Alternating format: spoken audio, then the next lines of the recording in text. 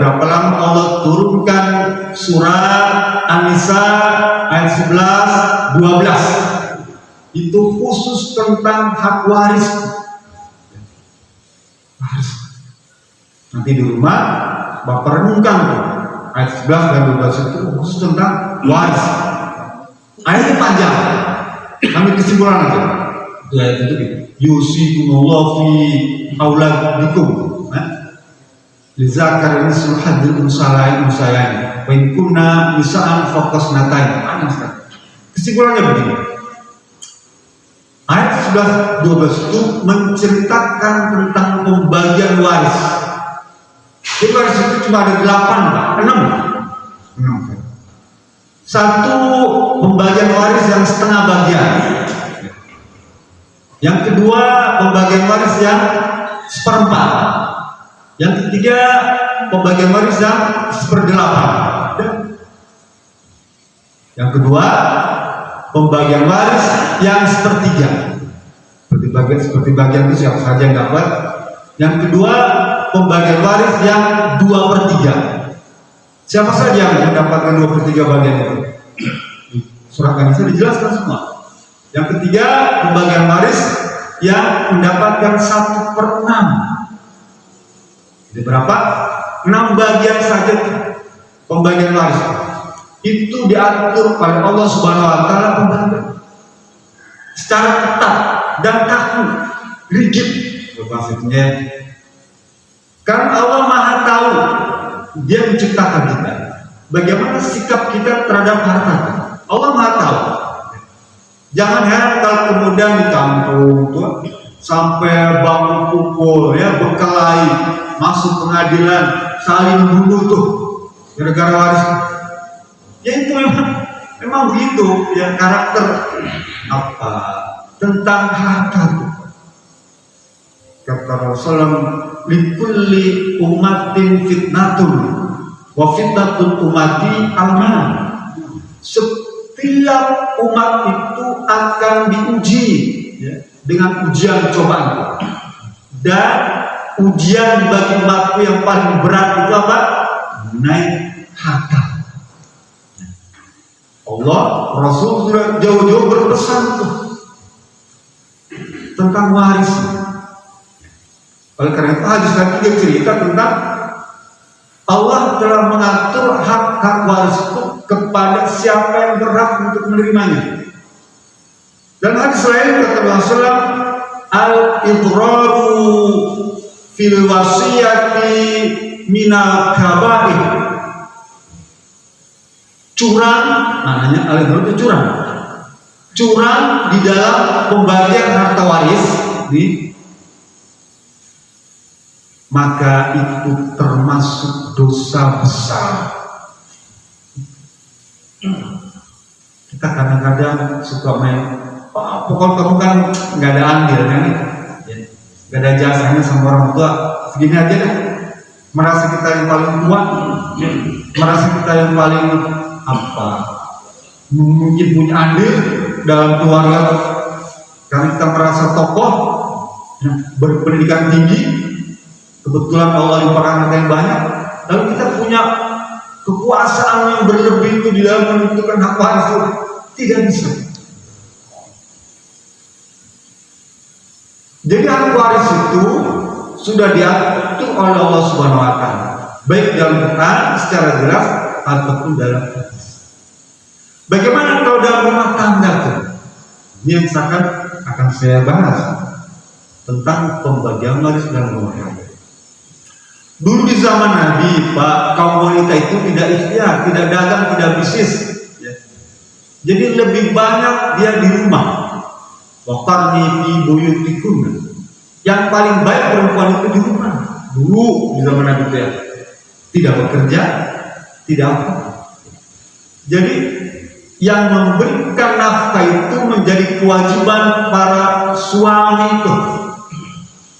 Sampai. Jadi yang wajib menafkahi keluarga, istri, anak-anak adalah suami. Semua. Tidak terkecuali. Yang dikatakan dari A sampai Z itu menjadi kewajiban suami. Lalu bagaimana kalau misalnya ada kebetulan istri di zaman Nabi itu punya harta yang banyak? Bukankah Siti Khadijah, ya, istri Rasulullah SAW itu orang kaya? Rasul kan bekerja pada Siti Khadijah, menjual rumusan, eksportir domba, sapi, onta ke Syam. Dulu ekspor Siti Khadijah itu jauh. Lah kalau istri memberikan atau menafkahi keluarga, maknanya menafkahi suami itu artinya istri memberikan sedekah. Ya, kalau suami memberikan kepada istri itu kewajiban nafkah, menafkahi keluarga. Kalau istri mengambil kontribusi di dalam rumah tangga, dia sedang bersedekah. Kalau sedekah tidak ada batas. Bahkan memang Imam Hanafi bilang seorang istri boleh mengeluarkan zakat kepada suami. Paham ya? Mohon maaf, ini suaminya kebetulan jobless, ya, nggak ada pemasukan, jadi dia kenapa? Kebetulan istrinya punya tirkah tuh, warisan banyak tuh, maka dia boleh memberikan zakat. Di samping juga sedekah, di samping infak kepada keluarga, boleh. Ya. Jadi kalau suami nafkah, kalau istri sedekah. Lalu kemudian ayat 11 dan 11 surat An-Nisa itu memberikan penjelasan bahwa harta suami menjadi milik suami, harta istri menjadi milik istri. Ini sama, dia tidak dicampur. Mana harta milik suami, baik yang warisan ataupun diperoleh selama perkawinan, itu menjadi milik suami. Mana yang milik istri, harta menjadi warisan dari keluarganya, atau usaha si istri itu menjadi milik istri. Lalu bagaimana kalau misalnya berkaitan dengan wafat, meninggal? Surat An-Nisa menjelaskan tentang kalau harta suami yang diberikan kepada pewarisnya, kepada istri kalau punya anak itu 1/8. Kalau suami istri yang meninggal, kalau tidak punya anak tuh suami dapat 1/2. Karena dulu waktu itu belum ada aktivitas seperti sekarang kaum wanita tuh. Nah, berjalannya waktu nih, kaum wanita ambil peran jadi pengusaha, jadi pedagang, ya, jadi orang kaya, maju tuh, ya. Sehingga kemudian para ulama berijtihad tuh, mengambil cara, karena kemudian banyak, ya, kaum muslimin merasa berat dengan cara pembagian harta yang kemudian kalau suami meninggal itu dibagikan semua, ya, ada perasaan berat. Dan di samping wanita juga tidak ada banyak kegiatan sekarang ini, sehingga kemudian ulama rumpun Melayu, ya, dan beberapa negara muslim dunia merumuskan tentang kompilasi hukum Islam. Nanti Bapak bisa pelajari tentang kompilasi hukum Islam Indonesia tentang waris. Apa kata kompilasi hukum Islam? Setiap harta yang di dalam rumah tangga, ya, setelah perkawinan itu, maka itu menjadi harta bersama. Nanti Bapak juga bisa cek di dalam Undang-Undang Nomor 1 Tahun 1974, Undang-Undang tentang perkawinan, ya. Itu dinyatakan bahwa harta yang didapatkan setelah perkawinan itu menjadi harta milik bersama. Apakah harta itu yang mendapatkannya hanya suami saja? Apakah harta itu yang mendapatkannya hanya istri saja? Tetap itu menjadi hak bersama. Itu tuh ya. Apakah harta itu dimiliki atas nama suami saja, atau apakah harta itu dimiliki atas nama istri saja? Itu pun tetap dianggap harta bersama. Selain harta waris dari orang tuanya atau hadiah untuk yang bersangkutan, baik harta waris dari suami, harta waris dari istri yang sebelumnya misalnya. Jadi itu yang dibatasi. Harta yang didapatkan selama masa perkawinan itu selain harta waris dari keluarga atau hadiah, maka itu menjadi harta milik bersama. Oleh karena itu, ketika meninggal dunia, ya, ketika salah satu anggota keluarga itu meninggal, misalnya suaminya, bapak boleh memilih tuh, mau dengan cara konservatif seperti di Arab Saudi, harta itu langsung dibagikan kepada keluarga tanpa melihat asal usul sumber harta yang dimiliki suami, atau mengikuti peraturan undang-undang perkawinan nomor 1 tahun 74 atau kompilasi hukum Islam Indonesia, di mana begitu seorang meninggal, harta itu dibagi dua dulu. Ya? Harta itu dibagi dua dulu. Ini harta yang didapatkan selama perkawinan, bukan harta warisan. Misalnya rumah, motor, mobil itu selama berumah tangga itu kita sempat beli, maka harta itu dibagi dua dulu. Ini suaminya meninggal, lalu istri mendapatkan separuh. Yang separuh lagi baru dibagi tuh. Yang separuhnya adalah hak almarhum, ya, yang meninggal suaminya itu, baru dibagikan kepada anak-anaknya, kepada istrinya, 1/8 kalau punya anak, ya, atau kepada orang tua almarhum, ayah ibunya, atau saudaranya almarhum, kerabat atau pamannya almarhum. Ya. Kalau gitu sudah double, iya. Istri mengambil separuh dulu dan dapat lagi 1/8 dari suaminya tuh. Begitu juga kalau istrinya yang meninggal dunia duluan, maka harta itu dibagi dua dulu. Ini harta yang diperoleh selama perkawinan, ya, dibagi dua dulu. Suami ambil dulu separuh, lalu kemudian harta istri tadi baru dibagikan kepada anaknya, baru dibagikan kepada suaminya. Kalau itu suaminya juga berdapat, iya, dapat 1/4 kalau punya anak. Kalau nggak punya, dapat 1/2 suami itu. Iya, tapi ketahuilah bahwa semua harta yang dibagikan itu ujungnya akan kembali kepada keluarga. Kalau bapak punya anak kan kembali ke anak semua. Mohon maaf nih, kita meninggal dunia duluan, harta dibagi. Wah, istri dapat banyak dong. Iya, nggak apa-apa. Anak dapat.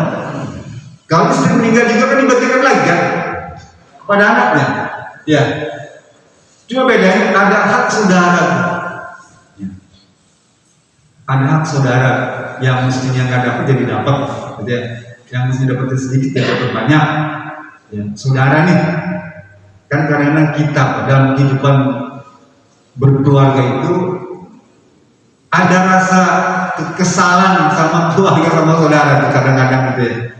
Wah, giliran saya susah, kamu nggak pernah datang, nggak pernah bantu, nggak pernah ingat kepada saya. Sekarang tiba-tiba dia bisa mewaris harta kita tuh. Ini saudara yang lain kadang-kadang, oh, benar saya tahu. Ya, bujur pisang untuk pisang. Selama itu dia nggak pernah nengok sekali pun. Tapi dah, itulah Islam. Jadi kembali lagi. Lah, kompilasi hukum Islam juga membantu apabila perpisahan itu terjadi bukan karena kematian, tapi karena perceraian itu. Ya. Kan banyak sekali rumah tangga bercerai. Maka yang dibagi itu adalah harta yang diperoleh setelah perkawinan tuh. Misalnya 5 tahun perkawinannya, ya cek aja berapa banyak di harta selama 5 tahun terdapat, ya, dihitung. Itu yang dibagi dua ketika terjadi perceraian itu ada 3 cara untuk membagi harta, ya. Ini yang disebut sebagai harta gono gini, Pak. Sebenarnya di dalam Islam tidak ada istilah harta gono gini, ya. Tidak ada. Yang ada harta bersama. Lah, bagaimana pembagiannya? Kalau menurut kompilasi hukum Islam, untuk memudahkan pembagian itu bagi 2 saja, 50-50%. Tapi juga membolehkan dialog tuh, apa namanya? Ada 3, suluh, ya, suluh itu dengan pertimbangan anak, ya. Kalau misalnya kita bercerai nih, mohon maaf ya, bercerai, kebetulan ada anak tuh, ya. Kalau misalnya dibagi 50-50, kasihan istri yang ngurus anak, atau kasihan suami yang ngurus anak. Udah kalau gitu kita, ya, atas dasar musyawarah boleh 75-25 dah. Ya, istri 75 kita 25 boleh, namanya suluh, islah, cari kebaikan. Yang kedua, al-uruf, kebiasaan di masyarakat, ya. Bagaimana di masyarakat itu biasanya kalau ada perceraian itu harta dibagi berapa? Mungkin di daerah-daerah tertentu, ya, di Sumatera atau di Sulawesi ada sistem pembagian harta. Kalau terjadi perceraian, apakah jatuh ke pamannya, ya, yang ngurus anak-anaknya, atau ke kakeknya, atau ada tiap adat berbeda-beda, yang namanya uruf. Yang ketiga, qadhi, keputusan majelis hakim. Datang dua-duanya ke hakim pengadilan, ya, tentang gugatan harta gono gini itu, gugat, sisi menggugat, penggugat. Biasanya gugatan itu terjadi kalau hartanya melimpah, ya. Kalau harta istri banyak, warisannya banyak, segala macam itu, harta suami juga banyak tuh, miliaran depositonya segala macam, asetnya melimpah, itu orang mau ngurus pengadilan. Tapi kalau harta cuma segitu aja males, habis buat ngurus pengadilan, banding lagi biar jalan. Sudah selesai gitu ya. Tapi kalau misalnya hartanya melimpah, miliaran depositnya, mungkin banyak orang menempuh jalur. Tapi kembali lagi, tidak ada cara yang lebih baik kecuali kita ikut apa yang mau terangkan di dalam Al-Quran dan hadis. Apalagi harta kita tidak terlalu banyak, maka kita lebih baik bagikan saja langsung kepada Tuhan.